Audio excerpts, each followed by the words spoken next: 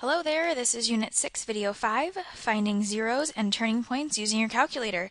So if you don't have your graphing calculator with you right now, go ahead and pause the video and grab it because you're going to want to have it so we can test things together.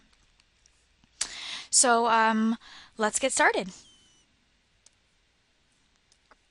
Alright, so in the y equals screen, okay, located at the top there, go ahead and enter the polynomial.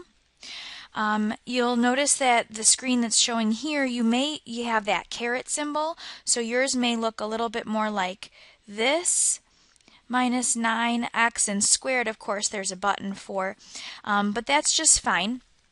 And if it gets too long like this, it may actually wrap and make a second line of the equation, and that is also fine. So once you have this entered, and finding the x key, remember, is diagonal from the second key, with it says xt, that's a theta, that circle thing, and then an n. All right, go ahead and graph. So you're going to hit the graph button and take a look. And if your window isn't right, we always have the option of hitting Zoom 6. And Zoom 6 will take us to a standard window. So let's see if this takes us to the standard window and that we can actually see all of the zeros. Remember, our zeros are where this crosses the x-axis. So it appears that my standard window is just fine. I can see all of them. And the next move you're going to make is to go to the Calc menu. The Calc menu is located above Trace. Okay, so hit second Trace and you'll see this screen. And the one you want to do, you can either arrow down to number 2 or you can just hit the button number 2.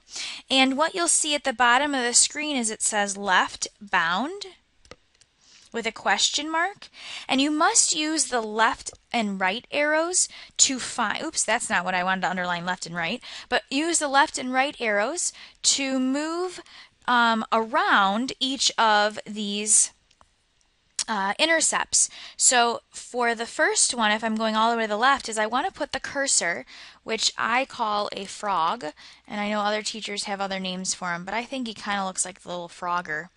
You want to put the frogger somewhere on the left side of that intercept, the negative side of the intercept. Then you want to put it on the right side of the intercept. So after hitting enter, and then so you'll use the left and right arrow keys to do so. And what you get at the top are these little arrows. And what you're doing with those arrows is you're actually guiding the calculator to say, hey, just look in this general area. You don't have to look everywhere to help me out here. And the last thing you'll do is it says guess. And again, you'll hit enter.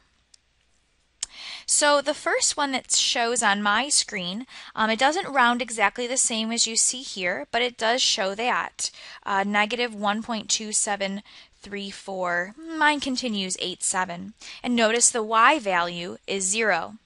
So we're going to try that again, and you're going to do that. I'm going to erase what we have here so we can try it and how it'll look. I'll just do one more with you. And we want to look at where it would be located to do this intercept right here.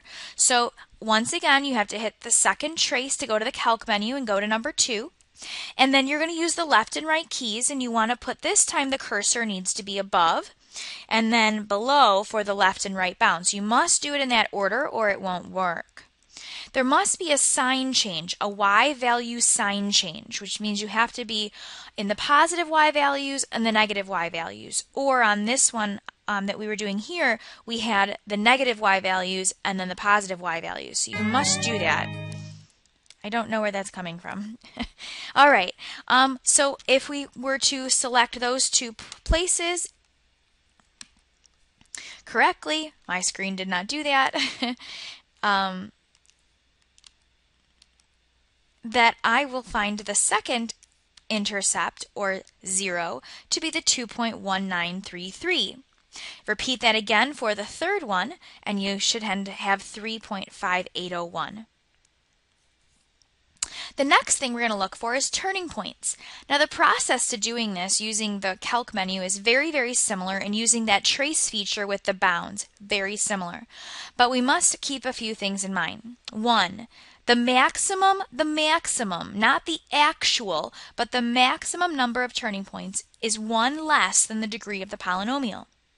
So you've already got this entered into your y equals screen. So go back to the second trace button and hit the calculator menu. And this time we're going to find minimums or maximums because our turning points are where the intervals of increasing and decreasing change.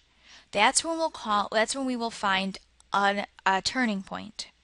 So if we're looking, this is increasing up way up to here, and then it starts decreasing. So we're going to consider this point at the top of that hill to be a turning point. Okay. However, I can't really see my turning point on here for the first one, so I may want to change my window to go a little bit higher. So before I do my minimum maximum values, I may want to make my y value or my y values a lot higher. So I'm going to try 30 and go back to my second trace. I want to choose maximum first because I'm going to look for this one on this side. Now that I've changed my window to have a y max of 30, then I can actually see this. So I want to be, to check it out, I actually want to be on either side. So I'm going to choose a left side and then the right side with the cursor. Once again, you get those arrows at the top, and that's just narrowing it down for the calculator. And I came up with 0.566 comma. These are rounded answers. Okay, that's okay for right now. We're looking at these rounded answers. I'm going to repeat the process, but I'm going to choose minimum to find the second one. So second trace, that's the calculator menu. Number 3 is minimum. This time when I'm choosing the left bound, I'm here, and on the right bound, I'm here. So anywhere on the left side of that valley, and then the right side of the valley. When you hit guess, it doesn't matter where you're located. And I come up with 2.9433, negative 4.02181. Again, those are rounded values, and they may round differently on your calculator that far out into the decimal placing. All right. So I'd like you to try number 71 to 77 odd on page 344, including the zeros and the turning points for all questions. You'll need to also log into Schoology and look at the Unit 6 Video 5 entrance slip, and it's going to be found in the Materials section. You'll also be able to find it in this section, the Unit folder, and scroll down and you'll be able to see it right there and complete that.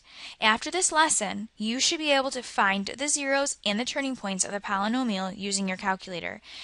If you need to reference back to this video, please do so and make sure you're comfortable with the calculator minimums, maximums, and zeros functions.